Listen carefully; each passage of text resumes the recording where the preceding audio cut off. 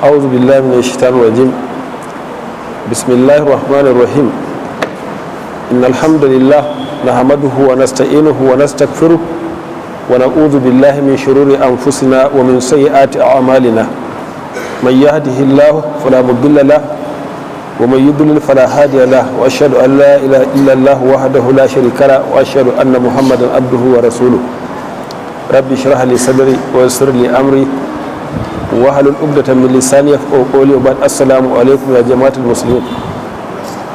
Muna gode Allah da ya hada fusakunmu a wannan masallaci mai albarka, Masjidul Ahfad,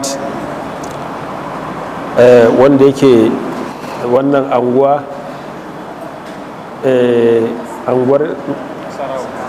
anguwar Nasarawo a nan cikin garin Gombe. Muna cikin karatu na fannin jikin ɗan adam wanda ake ce masa ilmu tashri a istilahi na malaman musulunci, wato Islamic medical scholars kenan yadda suke ambato sa ilmu tashri, wanda ake ce masa anatomy a wannan zamani namu. Kamar yadda muka sha faɗa, ana gani kamar bature shi ya kawo shi. Hasali ma idan aka bi tarihi, bature a wajen mu musulmi ya samu wannan fanni ɗin. Kuma abin da zai bada mamaki shine yana daga cikin fannoni da suke karantar da tauhidi.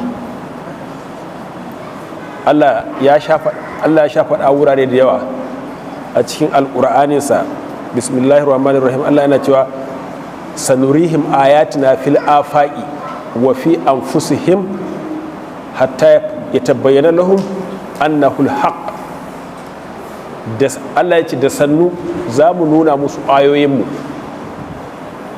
Sinun ɗin shi suke cewa wannan sinu tamfis, abinda zai faru a gaba, watakila zamani bayan manzon Allah, watakila bayan sahaba, watakila sai karnoni da yawa sun cuɗe. Allah ya ce da sannu za mu nuna musu ayoyinmu har ya bayyana a gare su ƙararra cewa wannan alƙur'anin gaskiya ne. Wato ayoyin da za a nuna in kuma fil afaq, wato Allah zai faɗi abubuwa da yawa, kudu da arewa, gabas da yamma, sama da ƙasa, waɗanda suka shafi ilmummuka. In ka duba duk ilmummuka na irin astronomy, su geology, su botany da dai sauransu, ba a ta nan suke ba fil afaq, a geffa, kudu, arewa, gabar, yamma, sama, ƙasa. Sannan ya ce wa fi anfusihim, da kuma kawunansu su mutanen kansu. Kaga wato kai kanka aya ne. A wani wurin Allah yake cewa wa fi anfusihim afala yubsirun, yanzu mutane ba za su wa'atu da yadda kawunansu suke ba. Ga nan gaɓoɓi daban-daban suna aiki a cikin jiki, suna karɓe ba tare da kayi niyya ba, wanda yake kaɗan idan ta samu sai ga an shiga wani irin yanayi ba tare da ka biya kuɗin caji ba, babu bil, ba komai. To wannan duka na daga cikin wato abun da zai nuna maka cewa wannan ilimin tauhidi yake karantarwa. Raba shi da tauhidi yahudu ne suka raba shi.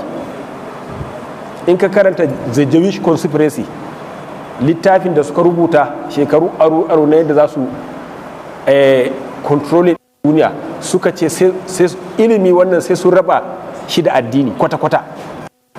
Suka ce we can replace their mind with mathematical calculations.